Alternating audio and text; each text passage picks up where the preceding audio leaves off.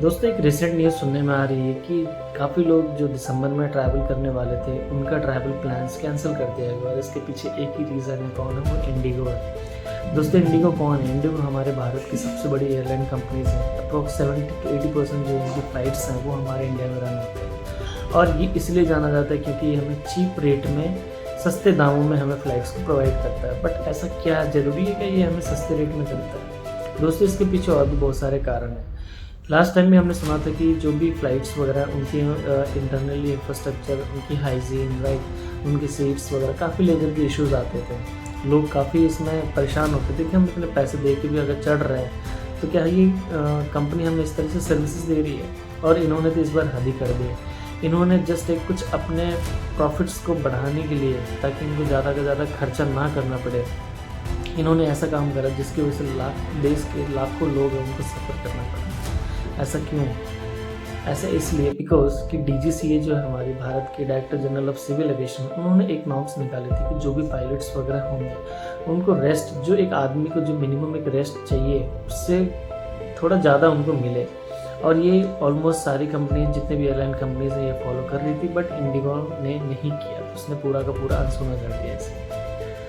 और जब हमारे पायलट्स को जब ये चीज़ें जब पता चली तो उस केस में पायलट्स लोगों ने भी बोला कि भाई ये नॉर्म्स जो हैं वो एप्लीकेबल होनी चाहिए हम पे।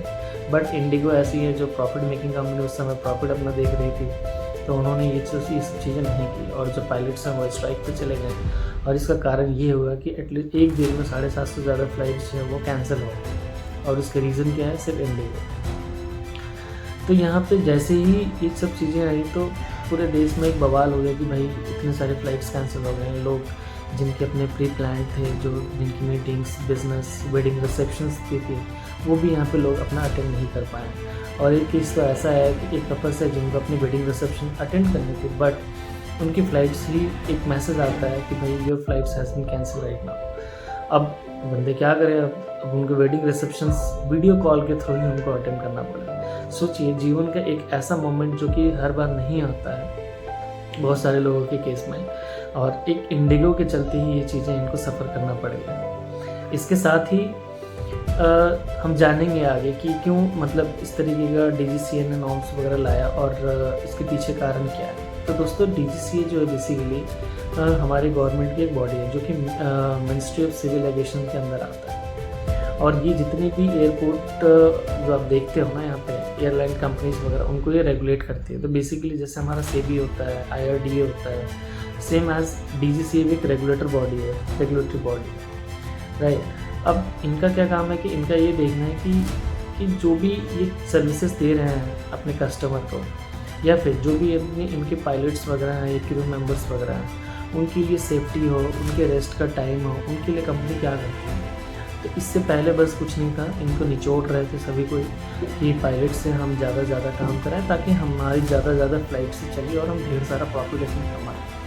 हालांकि इनका मोटिव क्या था कि हम सस्ते में आपको फ़्लाइट्स दे रहे हैं तो आप हमारा ही फ़्लाइट्स को प्रेफर कीजिएगा।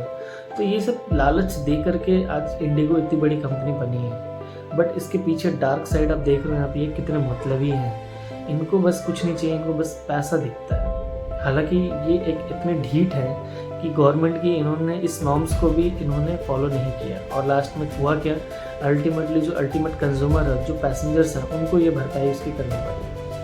लोग यहाँ पे रो रहे हैं, बिलक रहे हैं, लाइनों में खड़े हैं, झगड़ रहे हैं, किसी की बेटी बीमार है, किसी का बच्चा बीमार है, राइट। बट क्या है, कोई इनको कोई मदद करने वाला नहीं था। तो इसीलिए ही DGCA को लास्ट में क्या करना पड़ा, ये जो भी नॉर्म्स इन्होंने इशू किए थे उसको विड्रॉ करना पड़ा, ताकि जो भी ऑपरेशन जो डिसरप्ट हुई है उसको स्मूथली आगे बढ़ाया जाए। और यहाँ तक कि DGCA ने इंडिगो को एक अल्टीमेटम भी दी कि 7 दिसंबर 8 बजे तक आपको सारे के सारे यहाँ पे जितने भी पैसे आपने लिए हैं सब आपको रिफंड करना पड़ेगा। और कोई भी आपको रीशेड्यूलिंग का फीस वगैरह आपको यहाँ पे चार्ज करने की ज़रूरत नहीं है, आप नहीं करोगे, राइट। और सारा का सारा पैसा क्या करना पड़ेगा आपको, यहाँ पे पैसेंजर्स को रिफंड करना पड़ेगा।